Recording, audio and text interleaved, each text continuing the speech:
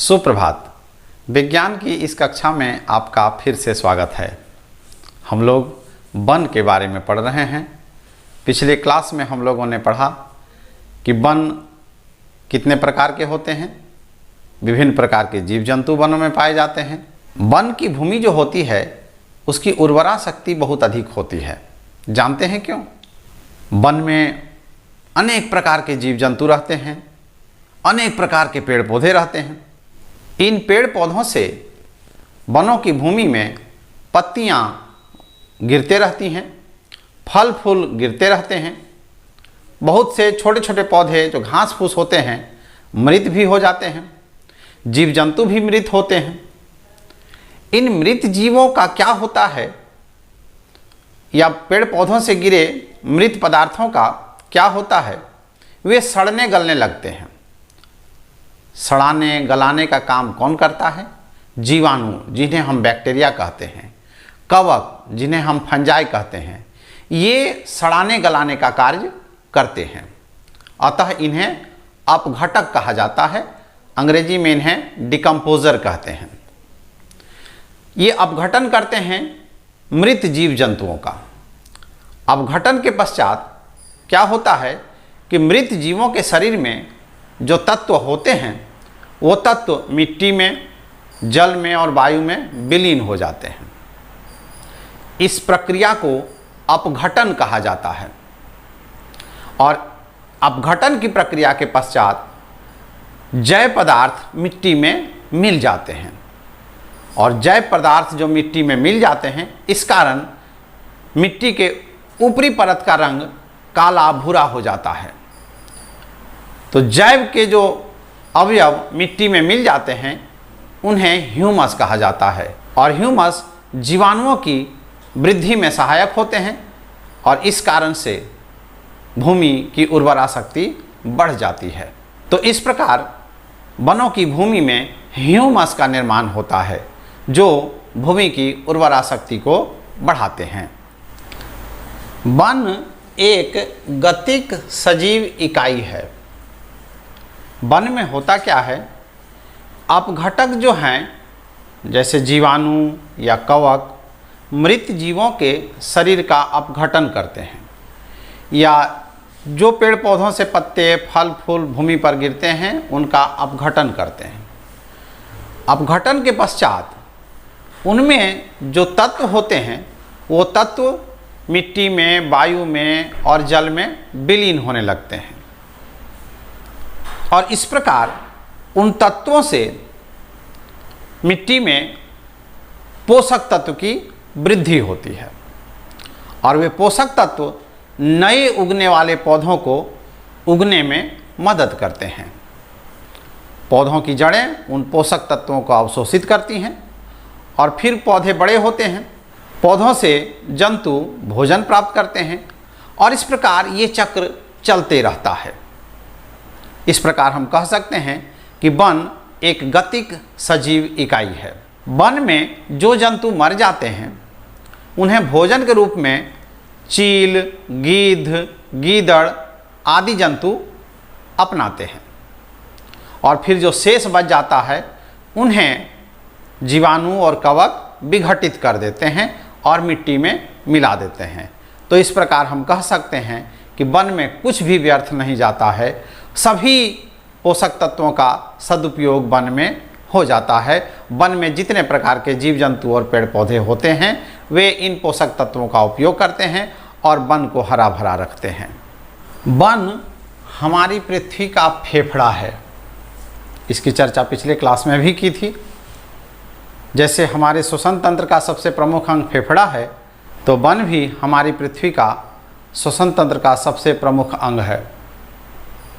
One में पौधे प्रकाश संश्लेषण की क्रिया में कार्बन डाइऑक्साइड वायुमंडल से लेते हैं और ऑक्सीजन गैस मुक्त करते हैं और ऑक्सीजन गैस हमें श्वसन के लिए प्रदान करते हैं।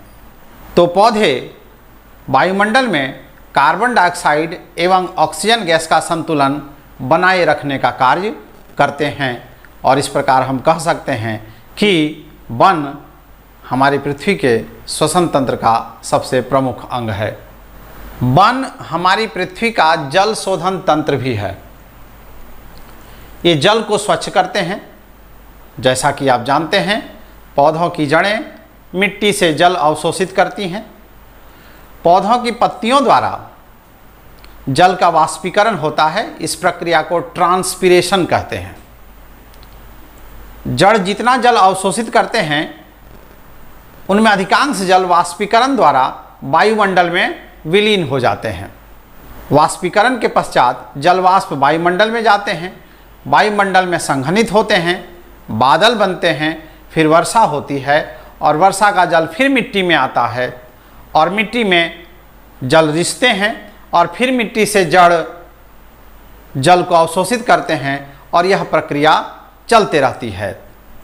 इस प्रकार हम कह सकते हैं कि वन हमारी पृथ्वी का जल शोधन तंत्र भी है। इस प्रकार हम लोगों ने देखा कि वन हमारे लिए कितना महत्वपूर्ण है। अतः हमें पेड़ पौधे लगाने चाहिए, वृक्षारोपण करने चाहिए। ज़रा सोचिए, यदि पेड़ पौधों की कमी होगी, वन की अधिक कटाई होगी तो क्या होगा। अभी हम लोगों ने देखा कि पेड़ पौधे वायुमंडल से कार्बन डाइऑक्साइड गैस लेते हैं और हमें श्वसन के लिए ऑक्सीजन गैस देते हैं और इस प्रकार पेड़ पौधे वायुमंडल में कार्बन डाइऑक्साइड एवं ऑक्सीजन का संतुलन बनाए रखते हैं। लेकिन यदि पेड़ पौधों की कमी होगी, वनों की कटाई होगी, तो कार्बन डाइऑक्साइड गैस की मात्रा वायुमंडल में बढ़ेगी। कार्बन डाइऑक्साइड गैस एक ग्रीन हाउस गैस है।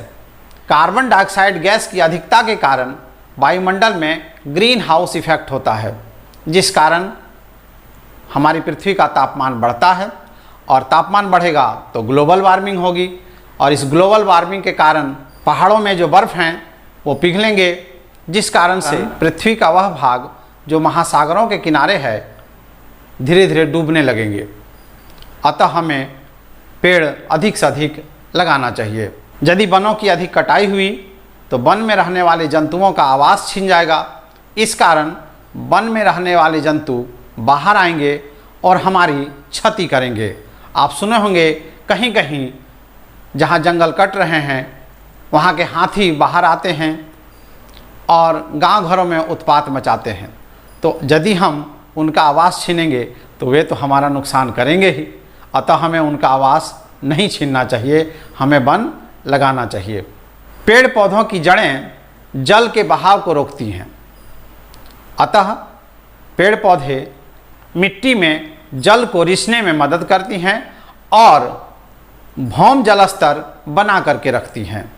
यदि पेड़ पौधे कम होंगे, हम वनों की कटाई करेंगे तो बाढ़ आने का खतरा बढ़ेगा।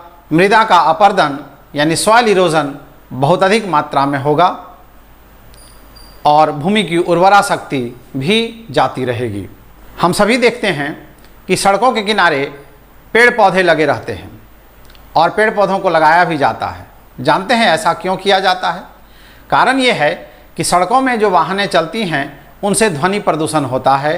पेड़ पौधे ध्वनि प्रदूषण को भी रोकते हैं। 70 के दशक में कुमायूं गढ़वाल उत्तराखंड में पेड़ों की कटाई बहुत अधिक हो रही थी। वहाँ के लोग काम करने के लिए बाहर चले जाते थे और बाहर से लोग आते थे और पेड़ों की कटाई करते थे। एक दिन वहाँ की महिलाओं ने क्या किया कि जब बाहर के लोग पेड़ काटने के लिए आए तो वहाँ की महिलाएं बाहर आईं और सभी पेड़ों के चारों तरफ चिपक गईं और एक प्रकार से पेड़ बचाने का एक आंदोलन प्रारंभ हुआ, जिसको हम चिपको आंदोलन कहते हैं। चिपको आंदोलन को आगे जाकर एक बहुत बड़े समाजसेवी जिनका नाम सुंदरलाल बहुगुणा है, उन्होंने चलाया और पेड़ पौधे लगाने तथा पृथ्वी को हरा भरा करने में लोगों को उन्होंने जागरूक किया।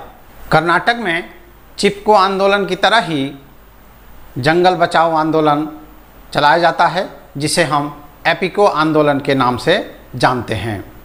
हमारे राज्य झारखंड के खूंटी जिले में 27 से 29 नवंबर 2003 के बीच जंगल बचाओ आंदोलन चलाया गया और जंगल बचाने के कठोर नियम बनाए, जिसकी प्रस्तावना 11 अक्टूबर 2003 को दी गई थी।